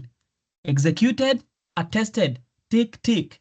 The next thing you're going to look for is the vitiating factors. Is there mistake? Is there fraud? Is there forgery? Is there certainty? Is there knowledge and approval?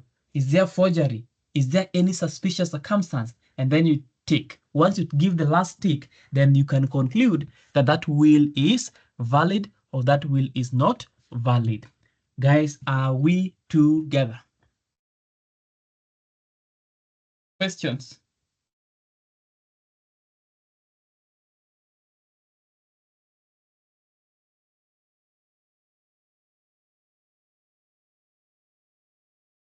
Yes, Owino Alphonse. Yes, I had a question on the last bit, that is on knowledge and approval. I wanted to inquire, because for instance, the validity of this will come into effect after the death of the testator. That is after the death of the testator. That is when now we'll be looking at whether this will was, for example, sufficiently attested. It had all those factors. So how will we then know, being that the testator will be dead, that there was knowledge and approval? Evidence. Evidence will always come. Evidence will always come. Someone will always come with evidence.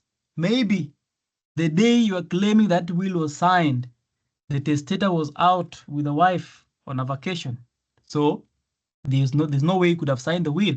Or by the time you brought the testator the will, you as the advocate who drafted it, by the time you brought it to be signed, there is evidence that clear people who are there saw the testator signing and not even reading. Okay? So the question will always tell you that there's no knowledge and approval. The question will always tell you that there's no knowledge and approval. So the knowledge and approval comes from the fact that the testator saw, he read, he signed. Okay? So if there's any evidence to the contrary, that is the work of the examiner. The examiner will give you that evidence. Okay? The examiner will bring that evidence to you. Uko sawa? All right. Yes, sir. That is clear. Let's talk about oral wills quickly, guys. Now, oral wills are very clear. These are wills that are made orally, and it includes, for purposes of the lack of the gap in our legal system, it includes even the video wills. Okay, the video wills. So the video wills, the audio visuals, but under section 70 from 77 of the Evidence Act, in terms of production of video evidence, you need the certificate of originality. That is one of the things you will be requiring when you are approving or when you're proving the oral will, which is an audiovisual. So you will need that because that is a requirement under the law, under section, other sections of the Evidence Act. Production of documentary evidence, certificate of originality. That is okay. Now, oral wills, and I've said oral wills is anything that is a will that is not written or that does not meet the test under section 11. So number one, it is oral, said. Number two, it was said and translated into paper. Said and somebody signed. It was said and somebody signed. Or said and somebody wrote down. Wambuigi, what is the name of that case? Wambuigi Konyo. Re-estate of Rufus.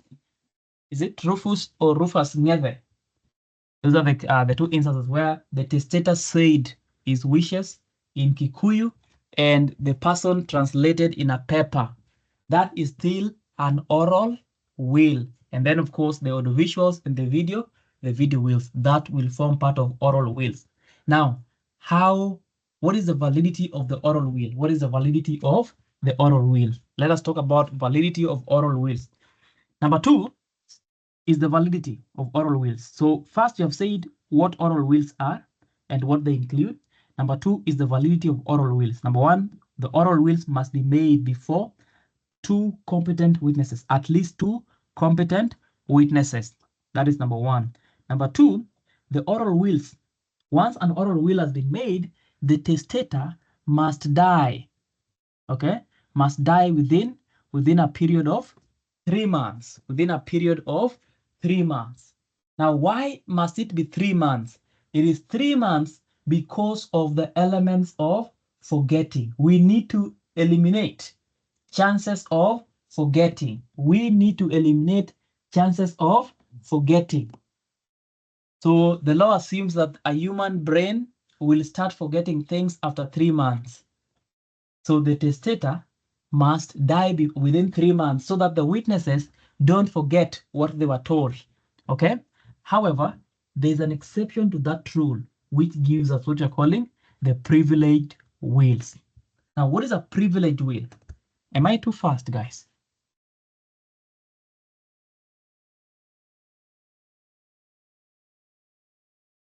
No. No, you're okay. No, mwalimu. Am I slow? You're fine.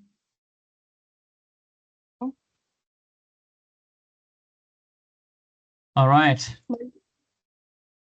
Yes, ask any question?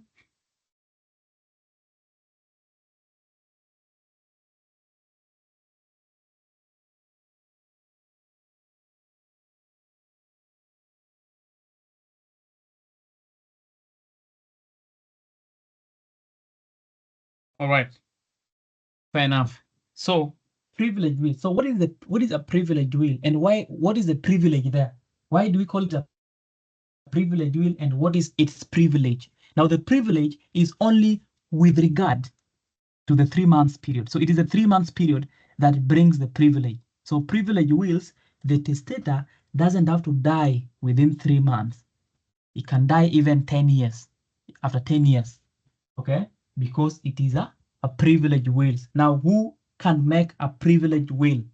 Okay, who can make a privilege will?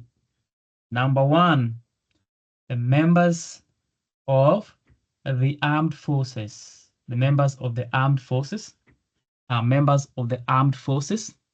Number two, members of the merchant marine are members of the merchant marine. Members of the merchant marine. Okay.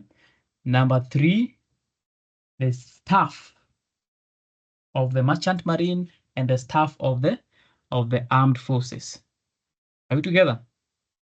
So those are. I don't know whether you're getting what I'm saying. Those are the people that have the privilege. Okay, those are the people that have the privilege to make. Okay, to make the privilege wills. Okay, so members of the armed forces. Okay, members of the armed forces. So the first one is, of course, some of you don't know. It's okay not to know. Some of you don't know who is a member of the armed force. Who is a member of the armed forces? Who falls within the armed force? So there are only 3 people that will form part of the armed forces. The first one is the Kenya Army, the Kenya Air Force, and the Kenya Navy. Okay, the Kenya Navy. Okay, that is members of the armed forces. GSU, Kanjo, APs, those are not members of the armed forces. Okay, and you understand that armed forces are not, they don't have jurisdiction really in Kenya. They're not supposed to. They're not supposed to have any jurisdiction within the borders of the country because their work primarily is to defend the borders. Okay, and that is why for there to be a deployment of the armed forces within the borders of the country, the parliament must approve. Anytime they're being deployed, the parliament must approve because those are the armed forces. So the Kenya Air Force, the Kenya Army, and the Kenya Navy and their staff. Number 2, members of the merchant marine. Okay, who is a member of the merchant marine? Okay, so a merchant, you know the merchant, who a merchant is, a trader. So merchant marine is these people that are involved in the transportation of goods and people across the high seas. That is a member, that is a merchant marine. So if you're working on a vessel that is registered in Kenya, for instance, then you are a member of the merchant. But of course, we don't have ships registered in Kenya. We don't have Kenyan ships like that. And I've already mentioned why. We don't have Kenyan ships like that. I don't think whether there's even one single ship that is registered in Kenya. There's none. And the reason is because of taxation. The reason is taxation, and the reason is also employment. So most ships in Africa, and actually not even just Africa, even in the world, the most number of ships, they're flying the Liberian flag. So they're registered in Liberia because Liberia is giving a lot of benefits to people that register the ships in Liberia. So they will be docking at Mombasa, yes, but they're not Kenyan ships. Also, Ethiopia is doing well. I think there are quite a few registered in Ethiopia. But the moment you are involved in the business of transporting people and goods, you know there's large quantity of goods being transported via sea, and therefore you become a member of the merchant marine. So while you're at the sea, you get the privilege of making an oral will, because you can be at the high seas for a very long time. You could even travel for a whole year or more than 6 months while just still on the high seas without docking anywhere. And that is the reason you can leave Kenya today and you come back in 1 year or 2 years, depending on how your vessel works. So because of that, we need to give you the break of the 3 months period. Now that is the who, the when. Okay. Now the when is when they are in active service.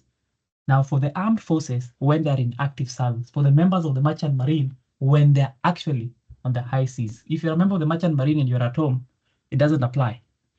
Okay. So when they're in active service. Now active service starts from the time you receive the instructions of deployment until when your deployment lasts. So if you receive information today that you're being deployed, then from that moment you are in active service until the last day of your deployment. Okay? So being a member of the merchant marine or the armed forces doesn't automatically guarantee that you're going to make a privilege will. It must be made during a period of active service. So if you're just resting there in Langata or Kawa, then you don't claim to be making a privilege will. It only acts when you're in active service. When you're already deployed, then it becomes not a child's play. So you have to be given that privilege. So that is what you're calling. So a member of the merchant marine or armed forces, when they're in active service, they're exempted from the 3 months rule, and therefore they can make a will, and that oral will can exist even for 1 year. Okay, even for 2 years. They don't have a limit. Okay, so that is the privilege will. The last thing is the proof of oral wills. How do we prove oral wills? Now, the proof of oral wills is very simple. The 2 witnesses must come and testify. The 2 witnesses, because remember, it must be made before at least 2 competent witnesses. So the 2 witnesses must come and testify. Now, if these 2 witnesses say different things, then that will shall fail unless you can get a 3rd witness to corroborate any of the 2 witnesses. Hope you get to understand that. So if person A, there are 2 witnesses, person A is saying a different thing from person B, because remember, the entirety of this oral will it entirely depends on the testimony of the 2 witnesses, because it is not written anywhere. It is what they were told. So if the 2 of them come and start giving different stories, then that means that there's no oral will, unless we can get a 3rd person to corroborate. Okay, to corroborate the story of either of the witnesses. Okay, and even if that 3rd person comes and if that 3rd person comes and starts saying his own things also, the will shall fail. So the validity of these oral wills or the proof of oral wills depends on the testimony of the 2 witnesses. If they're not agreeing, then the 3rd witness shall be brought to corroborate either of the sides. Okay, that is how we prove oral wills. That is the question of proof of oral wills and the proof of written wills. So we're done with what wills are. We're done with the types of wills. We're done with the features and importance of making a will, and we're done with the question of making a valid will. The question of capacity, the formality requirements under Section 11, and the vitiating factors, which we have mentioned. We have also talked about the oral wills and how you can prove an oral will and the privileged will. So make sure you understand those nuances. When it comes to privileged wills, understand who and when. Who can make a privileged will and when can they make it? It is a two-pronged process. Who? Members of the Merchant Marine and members of the armed forces. Okay, I've said members of the armed forces to Kona, Air Force, Army, and Navy. Members of the Merchant Marine are those ship captains and people that work on the ship. So long as they're on the high seas, the transportation of people and people and goods across the continent or across the high seas. That is what we are calling. The Merchant Marine. So when they're in active service. Proof of oral wills, it must be based on the testimony of the two witnesses. And if they are contradicting each other, then you bring in a third witness, or the will shall fail. That closes the discussion of making of wills. Now the next thing is the question of revocation of wills, but it's already time. So we can take questions and then we can do what we can do, or we can postpone. Do you want us to do it now or postpone it?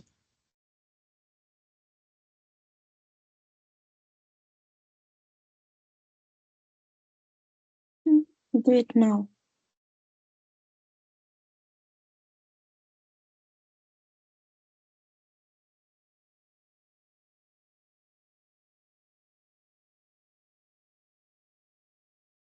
Someone is saying postpone. All right, so let's take questions and then we can resume next week to talk about the remaining part of testacy, and then we can start intestacy. There's not much. Probate is very easy. We don't need a lot of classes for this. We'll be done very soon, and then we'll start the question of past papers and drafting of whatever we need to draft. Yes, we start with Alingo Penina.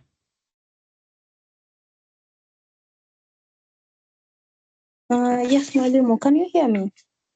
Yes.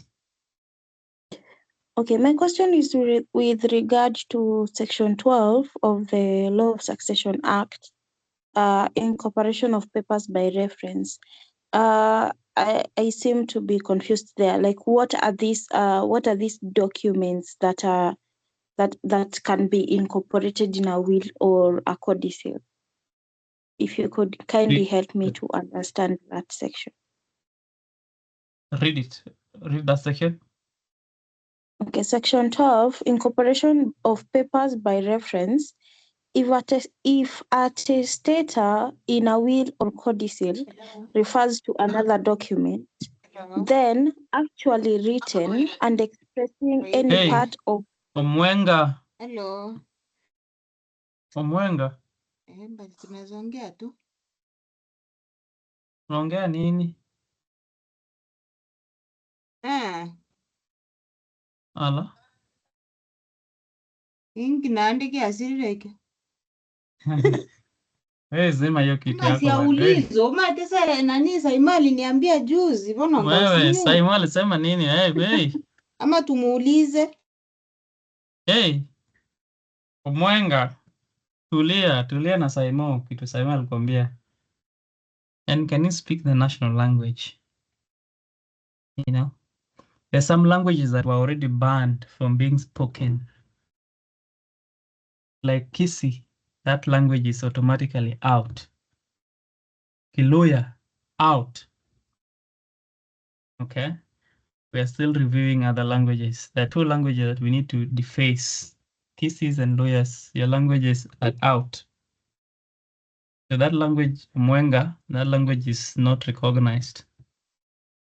All right, so sorry, Penina. Let us go back to the reading.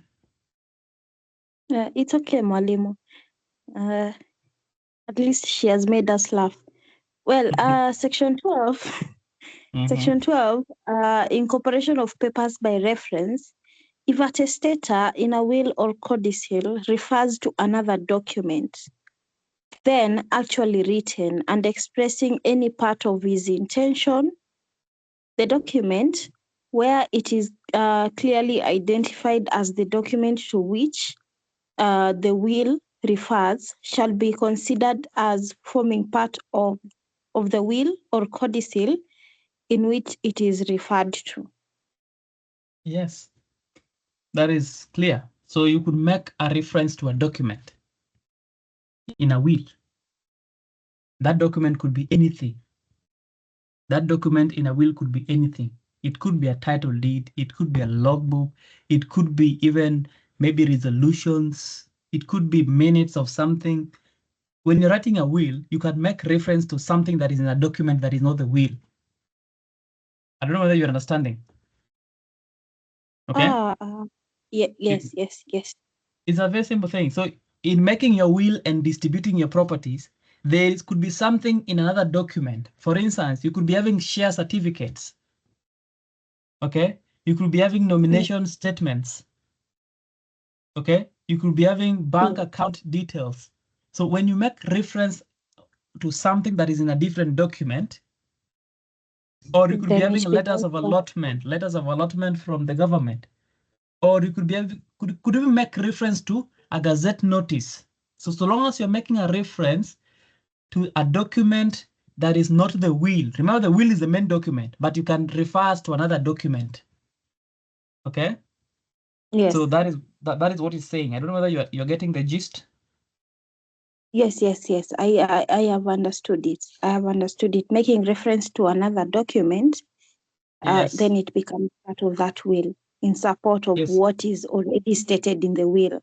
Yes, that is exactly what it is. Okay, thank you, Madam. Thank you. All right. Nyokabi.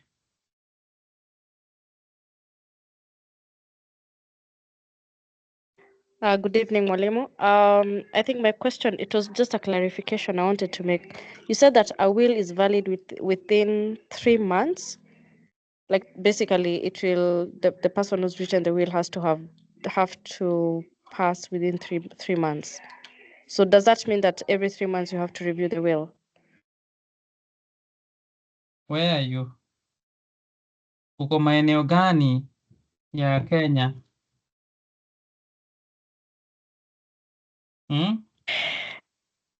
Unless I got you. I'm not sure if I got you correctly then.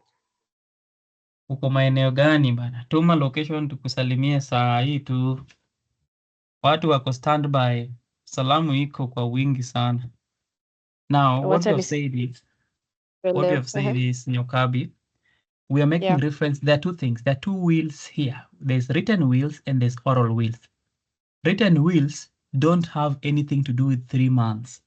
What you are saying is, for an oral will to be valid, wewe kama mwenye aliandika will lazima ukufe in 3 months. Usipokufa in 3 months, hiyo will yako ya oral itakuwa ime expire. Lazima uandike useme ingine ama uandike ingine. Tunaelewana? Yes, I have understood. Thank you. Yes, and the reason is simple. The reason is very simple. Okay, why? Because the law says that if you make an oral will, we kama Nyokabi ukiniambia sahi nikikufa hii shamba yangu iende nyanyangu na ukatae kukufa after 1 year, nitakuwa nimesahau kenye uliniambia. So that oral will not be valid because whatever you told me, I might have forgotten. Chances of forgetting after 3 months are very high. And that is why the law says that if you make a will, the testator must have died. If it is an oral will, the testator must have died within 3 months. It means if they die away out of 3 months, then that oral will is not valid. And therefore, that person did not leave behind a will. Okay? Because chances are kenye uliniambia nimesahau. So, if you are sure you want to make an oral will, also talk to God and tell God that, my Lord, 3 months peke yake, on the dot unichukue. Asipokuchukua utaandika will ingine. So that is only applicable to the oral wills. Tuko sawa? Yes, thank you. All right, Kamunyu. Yes, my question is on the privileged wills. Now that our police service has been deployed to Haiti, can they enjoy that privilege? What do you mean? Ukichukua Can they? kanjo peleke nini? It's a trick question because they're going to do duties like that of our army. You know, No, it's not the duties. Anybody can do that duty. Hata kanjo ukimpea bunduki na umwambie vile atashoot atafanya hivyo. You know? So there So is no. it's not it is only a reserve for members of the armed forces. Okay. Members, whether deployment is anybody can be deployed anywhere. Even the other day, KRA deployed their agents on Kenyans to do whatever they were doing. Anybody can be deployed, but remember, for there to be deployment within the meaning of what we're talking about, members of the armed forces and the merchant marine. Second question, if I may allow. Yeah. So in the case of audiovisual, so you're supposed to draw it down on paper within 3 months, and then do you seek for a certificate of you mentioned please remind me, do you seek that first to admit it as evidence and then you draw it down on paper, or you can I'm not getting the question. Start again. All right. So under audiovisual wills, for it to be admissible or to take effect, it should be drawn down to paper, right? Who said that? Okay, that is just for audio. I mean, oral wills, right? Who said that as well? I didn't say such a thing. Okay. What I said is, let me repeat what I said. What I said is, oral wills, you can never have it orally, just vile nakwambia sahi, oral will, vile naongea. Sometimes, that is the first one. The second way is that sometimes you as the person I'm telling, you can decide to write what I'm telling you down. That is still oral will. Or sometimes you can take a video of what I'm saying. That is still oral will. Or sometimes you can record my voice. That is still an oral will. So there are various ways of coming up with an oral will. Okay, we have the two traditional ways, which is somebody said something orally, and that is what you crammed in your head, and then you waited until they're dead, and then you brought that forth. Or in the two cases I gave you, Wambui Konyo and the case of Rufus Ngefe, the testator said something, but the people, the witnesses that were listening, decided to write that down. Okay, it doesn't mean that all oral wills must be written down. No, you can decide to cram it. If you can cram it and wait until I'm dead and bring it up, or you can jot it down so that you don't forget what the testator said. So it doesn't mean that all oral wills must be written down to paper. Tuko sawa? Yes, tuko sawa. Okay.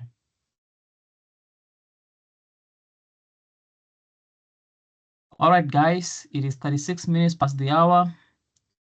It is 8:36 p.m. and you should get some rest. You should get some rest. I will stop the recording if there's no other question. Are we guys together? Somebody confirm, 2 of you, 3 of you?